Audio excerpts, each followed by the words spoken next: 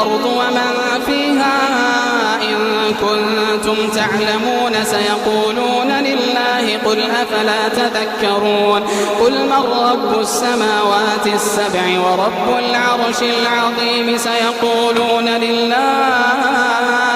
قل أفلا تتقون قل من بيده ملكوت كل شيء وهو يجير ولا يجار عليه إن كنتم تعلمون سيقولون لله قل فأنى تسحرون بل أتيناهم بالحق وإنهم لكاذبون ما اتخذ الله من ولد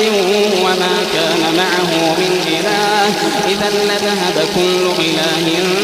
بما خلق ولعلى بعضهم على بعض سبحان الله عما يصفون